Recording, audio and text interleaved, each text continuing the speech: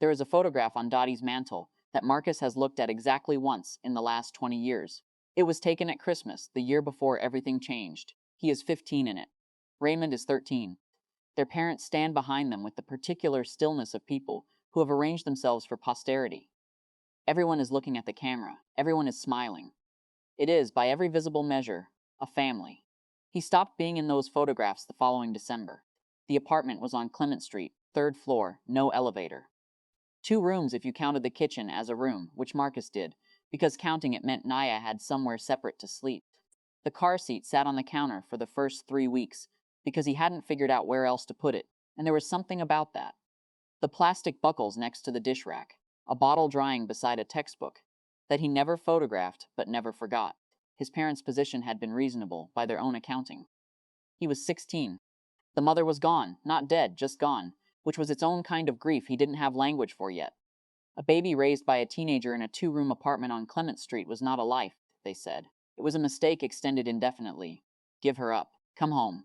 We'll say it was someone else's. He didn't answer. He didn't argue. He picked up Nia and the conversation ended. They didn't call for 4 months. When they did, it was to say that Raymond had made junior varsity and that the family was going to Sedona for spring break. And wasn't that nice? Marcus said yes, that was nice. He was studying for a chemistry exam with one hand and warming a bottle with the other. He stopped waiting for a different kind of call somewhere around Nia's 2nd birthday. Not bitterly, just factually. Some doors close and the draft stops and eventually you forget they were ever open.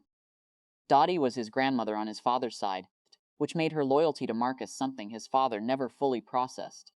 She didn't speak about it.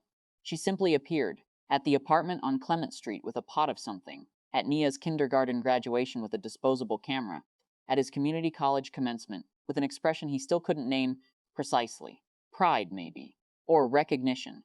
The sense of having watched something happen that she had quietly expected all along. She changed her will in the 7th year. He didn't know this until she told him herself, 3 months before she died, sitting on her porch with a glass of sweet tea she wasn't supposed to have anymore. I'm not leaving you money to fix anything, she said. I'm leaving it because you didn't break.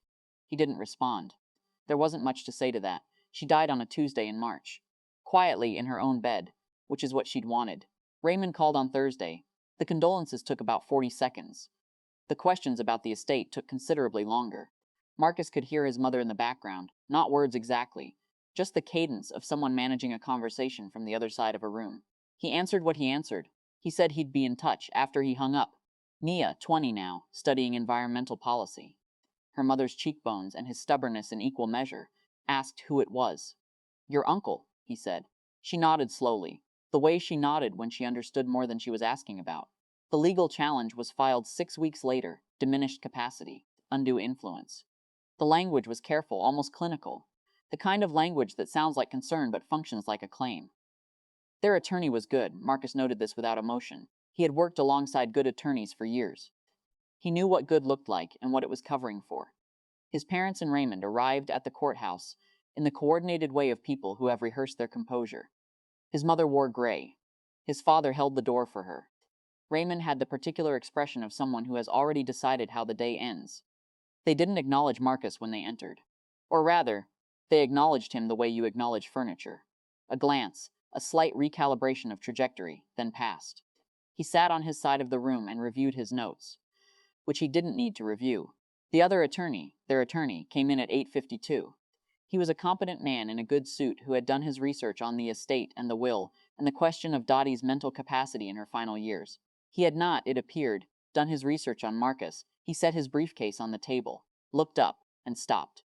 It was not a long pause, maybe 2 seconds, the kind of pause that only means something if you're watching for it. Good morning, prosecutor. He said it the way you say something true, without decoration, without adjustment. 6 years in the DA's office will do that to a greeting. It becomes its own kind of credential. Marcus said good morning. The room did something that rooms do sometimes. It didn't change, exactly, but it rearranged. His mother looked at his father. His father's expression moved through something. Marcus couldn't fully track and didn't try to. Raymond's smirk, which had been faint but present, the background hum of a man who believes the outcome is already settled, went somewhere private. The case did not end in a single moment. These things rarely do. What happened instead was more gradual and more real. Questions that landed differently than expected, documentation that held, a challenge that found no purchase and knew it. By the third session, the motion to contest was withdrawn. No ruling necessary. No dramatic statement from the bench. Dottie's will stood exactly as she had written it. Marcus did not speak to his parents in the hallway afterward. He had thought, in the months before the hearing, that he might want to, that there might be something worth saying, not for them, but for himself.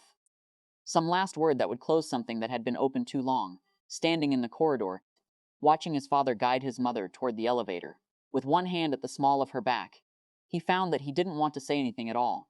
Nia was waiting near the door. She had her mother's way of standing, weight on one hip, reading the room before deciding how to enter it.